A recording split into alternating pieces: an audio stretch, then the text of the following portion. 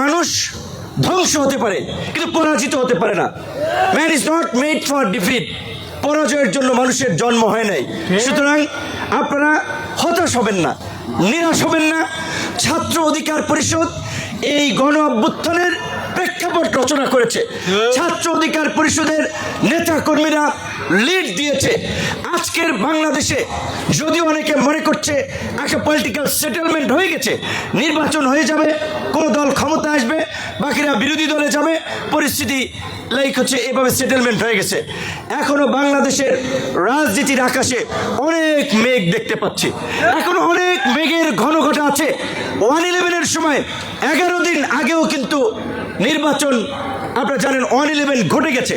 So নির্বাচনের date ঘোষণা হয়েছে, এখনো সংখ্যা কাটে নাই। বাংলাদেশের আগামীতে এই দেশকে নেতৃত্ব দেওয়ার উপযুক্ত নেতৃত্বের যে সংকট আছে, মানুষের প্রত্যাশিত রাজনীতির অভাব আছে, সেই অভাব পূরণে ছাত্র অধিকার পরিষদকেই নেতৃত্ব দিতে হবে এবং ছাত্র অধিকার পরিষদের সেই সুযোগ আছে।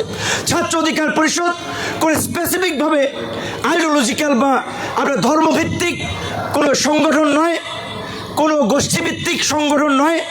ছাত্র অধিকার পরিষদ একটা উদারপন্থী গণতান্ত্রিক ধারা রাজনীতিকে এই দেশে প্রমোট করতে চেয়েছে, প্রমোট করতে কাজ করেছে, যার ফলেই ছাত্র অধিকার পরিষদ থেকে অল্প সময়ের মধ্যে এক্সাম্পল আছে, আমি বলবো না যে এক্সাম্পল নাই, আপনারা দেখেন মিলিয়ে নেন, পৃথিবীতে কম এক্সাম্পল আছে একটা ছাত্র সংগঠন থেকে এই ধরনের অত্যন্ত একটা প্রচণ্ড রকমের কর্তৃত্ববাদী শাসনের মধ্যে থেকেও একটা রাজনৈতিক দলের জন্ম নিয়েছে।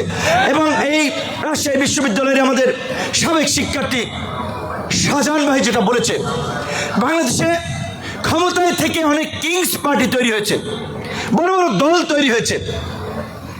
বাংলাদেশে এইরকম একটা কর্তৃত্ববাদী শাসনের বিরুদ্ধে রাজপথে ধারাবাহিক লড়াই সংগ্রামের মধ্য দিয়ে কোনো ছাত্র সংগঠন তৈরি হয়েছে, দল তৈরি হয়েছে। স্বাধীনতার পরে সেই ইতিহাস বাংলাদেশে নাই। শুধু বাংলাদেশ নয়,